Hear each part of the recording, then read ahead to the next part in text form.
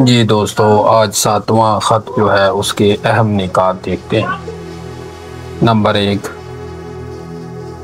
تنقید یہ ہے کہ ایک زندہ جاری مسلسل نمو پاتے دوسروں چیزوں سے زندہ پرجوش تعلق قائم کرتے، نئی صورتحال کا کھلی آنکھوں سے سامنا کرتے، پرانی وابستگیوں کا جرأت مندانہ جائزہ لیتے، مسلسل سوال اٹھاتے اور جوابات کی تلاش میں نئے سوالوں سے دوچار ہوتے، فہم و فکر کے دھارے کو سمیٹنا ہے۔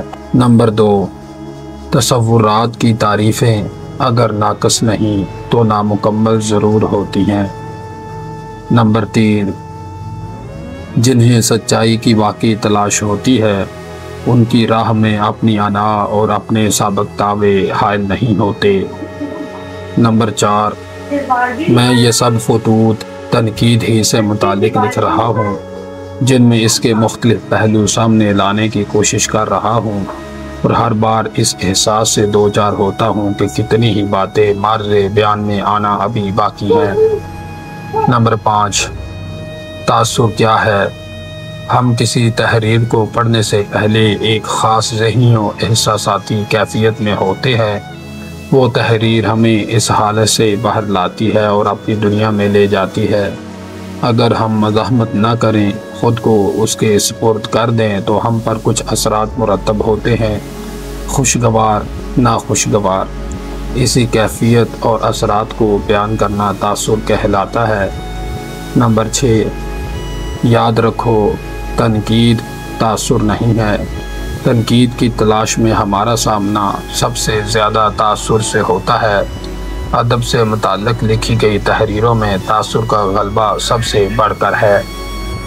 نمبر 7، کسی فن پارے سے ملنے والا تاثر ہمیں اپنی داخلی موضوعی دنیا میں لے جاتا ہے، جہاں ہمارے سابق تجربات اور واقعات بکھرے ہوتے ہیں۔ یہی وجہ ہے کہ ہم ادب پڑھتے ہوئے سب سے زیادہ اپنے شخصی تجربات کو بیدار ہوتے محسوس کرتے ہیں۔ ادب کے پڑھے جانے کی اور بھی وجوہ ہیں، مگر سب سے زیادہ پڑھے جانے کی بڑی وجہ یہی شخصی ہے۔ نمبر 8، تاثر تنقید کیوں نہیں کہلا سکتا؟ وہ اس لیے نہیں کہلا سکتا کہ ادب ہمارے جن شخصی تجربات کو بیدار و متحرک کر کے ایک وقتی موضوعی دنیا کو وجود میں لاتا ہے۔ تاثر اسی وقتی موضوعی دنیا کی رویداد کے سوا کچھ نہیں، یعنی ایک شخص ایک فن پارے سے متاثر ہو کر خود کو لکھتا ہے۔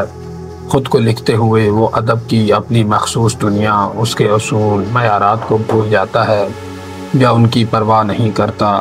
تاثر لکھتے ہوئے بلا شبہ فن پارے کے حوالے دیتا ہے اور اس سے متعلق بڑے بڑے دعوے بھی کرتا ہے، مگر ان دعووں کی بنیاد فن پارے کی معروضی صورت نہیں، آدمی کی اپنے تاثر کے غلبے میں آنے کی حالت ہے۔ نمبر 9، تنقید وہاں سے شروع ہوتی ہے جہاں سے اپنے شخصی تاثر کو فن پارے کے معروضی ادبی معیارات کی روشنی میں جانچا جائے، اور یہیں سے ایک نقاد کا امتحان بھی شروع ہوتا ہے کہ وہ اپنے تاثر کو قابل ترمیم تصور کر کے فن پارے کو اولیت دے گا۔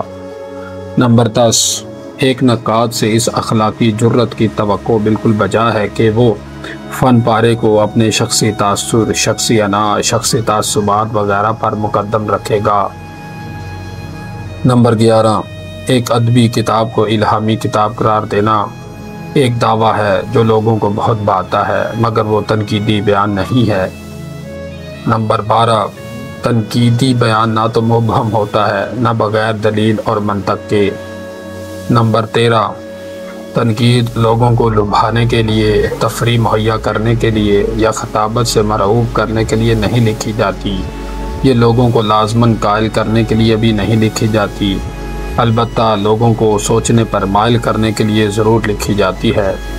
نمبر 14، تنقید ادب سے متعلق ممکنہ سچائی ہی پیش کرتی ہے، اس لیے ہر تنقیدی بیان میں ایک عجز لازماً موجود ہوتا ہے۔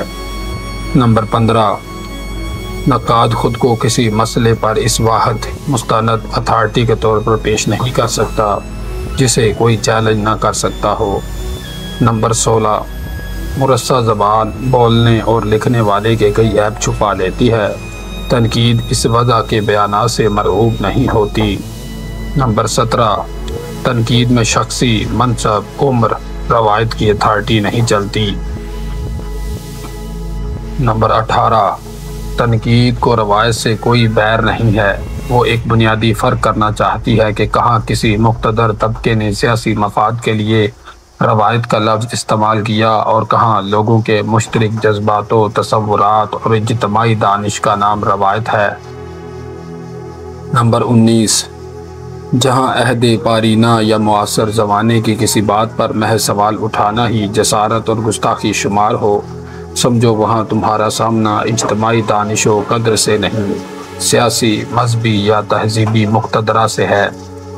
نمبر 20، ادب کی پرانی تعریفیں، ادب کے مقاصد کے بارے قدماء کے خیالات، ادیبوں سے متعلق دہائیوں سے چلی آتی آراء، ان سب کی نئے سرے سے چھان پھٹک ہر نئے زمانے کی تنقید کی لازمی ذمہ داری ہے۔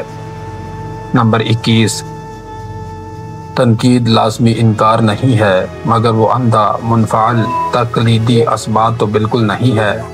تنقیدی ذہن اس بنیادی بات کو سمجھنے کی کوشش کرتا ہے کہ ادب کی کچھ خاص تعریفیں کیوں کر وضع ہوتی ہیں، ادب کے کچھ خاص مقاصد کیسے طے ہوتے ہیں اور ان کا رواج کیسے ہوتا ہے۔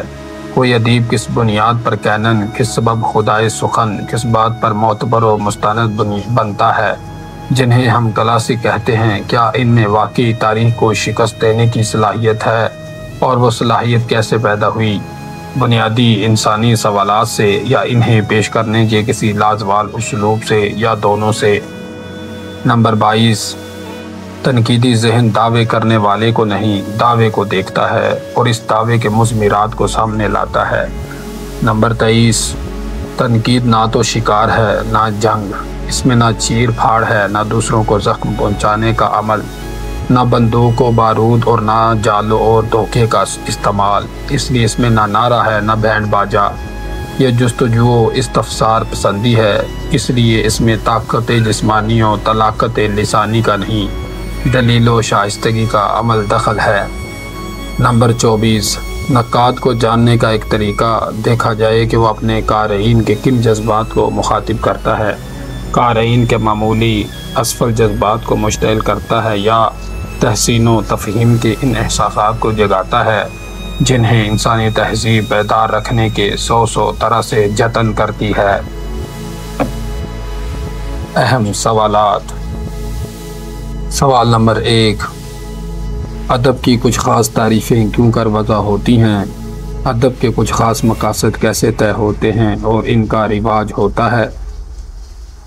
نمبر 2، کوئی ادیب کس بنیاد پر کینن، کس سبب سے خدائے سخن، کس بات پر مستند و معتبر بنتا ہے، اور کیا کینن تاریخ اور زمانے کی تغیر پذیری سے ماورا ہوتا ہے یا ان کا پابند ہوتا ہے؟